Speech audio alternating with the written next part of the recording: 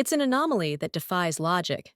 A tiny Caribbean island, smaller than the state of Connecticut, has won more track and field gold medals in the last 20 years than countries 100 times its size. We're talking about Jamaica.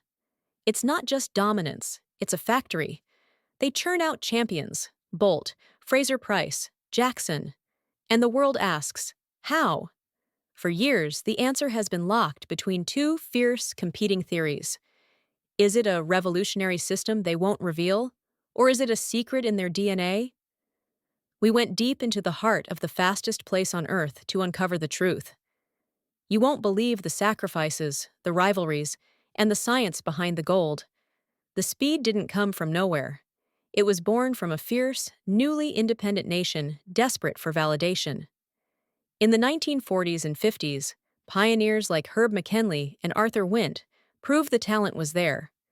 But it was a different era.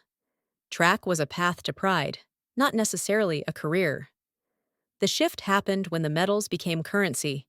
When a child's speed could lift an entire family out of poverty, the sport transformed from a pastime into a religious obsession.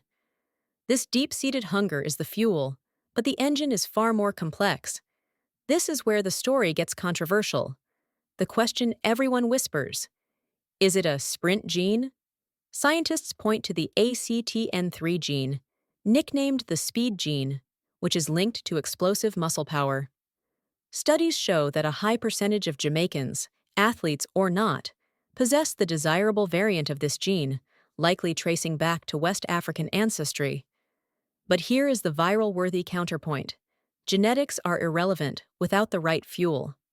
Researchers have also explored whether minerals in the bauxite-rich soil, absorbed by crops like the famous Trelawny yam, act as an epigenetic trigger, essentially turning on those dormant speed genes. The debate is explosive. Is it destiny written in the DNA, or is it the power of the land and the culture? The answer is less clear than the world wants it to be, but one place proves the system is the real secret. This is not practice. This is a crucible. This is the ISSA Boys and Girls Championships, CHAMPS. For 5 days, the national stadium becomes the hottest scouting ground on the planet.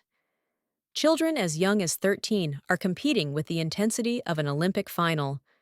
Why is this high school meet so critical? 1. Talent filtration. It instantly identifies talent across the entire island. 2. Pressure test.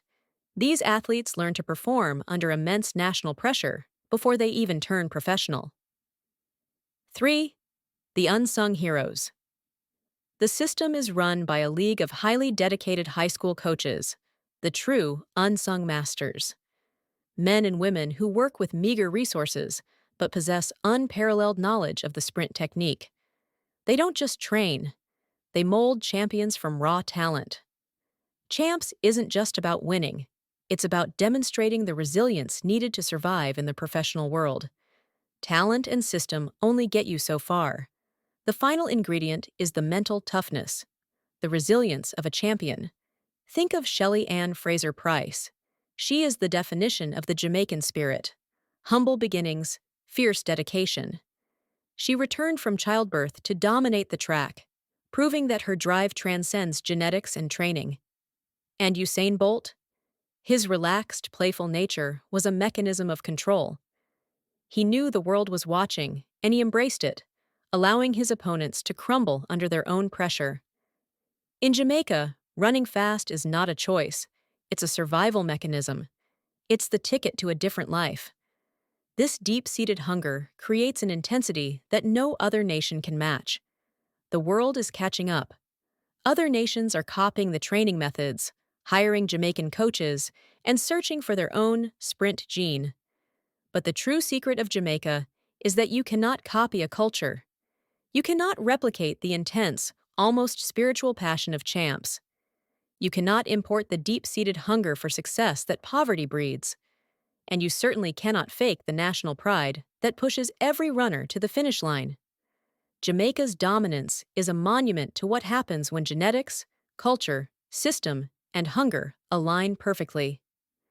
They didn't just win the sprint race, They redefine the story of athletic possibility.